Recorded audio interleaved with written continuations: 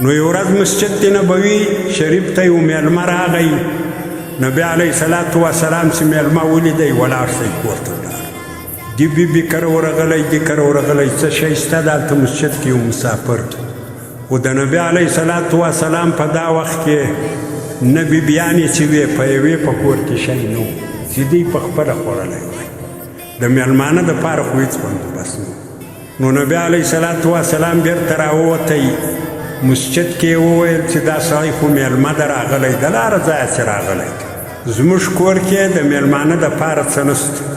نو تاسې کې به څوک دا قرباني ورکړي چې نن د دا میلمانه خدمت وکړي. یو انصاري صحابي ولاړ شو هغه وویل زه دا کار کوم. ګوره یو خو د خبرې تعبیر خو اسانه ده اورېدل هم اسانه دي. یو چې سړی هغه ته چورت ووایي چې کیسه پیښه شوې ده سړی ځان فرض کړي چې نن پر ما دغسې حالت راشي بیا انداز د خبرې لګېږي. انصاري صحابي چې میلمه روان کوي نو طبیعي مسله ده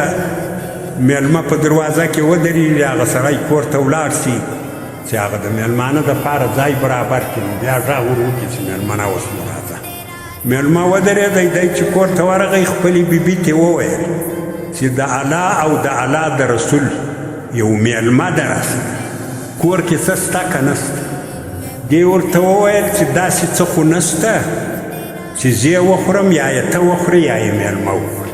داسې له شی مې د خوراک برابر کړی د صرف د دې کوچنیانو دپاره چې د هلکان په بیده کړم هغه زاړي نه بیدېږي یو شی غواړي دغه یو شی شته زما او ستا دپاره شی نسته. نو ده ول دا خو به میلمانه ته نن ورکړو میلمه مې راوستلی دا دې ول بلکل زما او ستا ښځه به دا جواب راکړي چې اوس صحیح ده ورسه راغله هغه به له موږ سره چې کوم ځای ښکنځل کېږي هغه به د میلمانه ور وښکنځي ستا به په دا حالت کې تا میلمه م راوستلی لیکن هغه د صحابي بیبي وه هغې ول بلکل د الله او د الله د رسول د میلمانه خدمت کوو.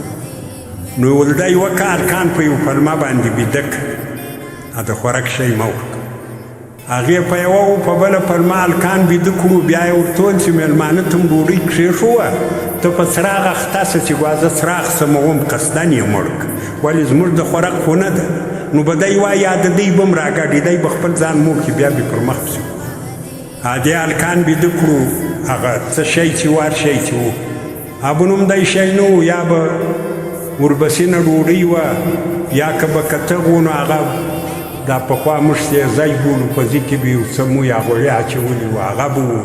خو دا چې هر شی و هغه یې برابر پورایول کښېښو د میلمانه مخ ته دا ولاړه سوه په څراغ اخته سوه دورې که څراغ یې مړ کړه. میلمانه خیال دغه ده چې خوا د دی هم راسره خوري چې هوا هغه یې ټوله وخوړه. دی دوه موږي بیده سو زامن لوړانې دغه یې پر ګران و لکه دا پر ما او تاسې ګران د یو پردي سړي دپاره اوس ته چېرته هغه د له غزني یو مسافر راغلی ده ډېر وختونه خدای پېښه شي دا زموږ په مسجد کې مسافر یي دا 250-300 کوره کلی خو به یې دا ټول لاړ چې مسافر یوازې پاتې دا خو پرېږده چې دی به د لور و د زوی ډوډۍ ورکوي. کله کله خو مسافر راغم وکړي وروره یو څه چای خو راوړئ کالی راوړي یو د یوه له مخه وځي بل د یوه له مخه دغی پاتې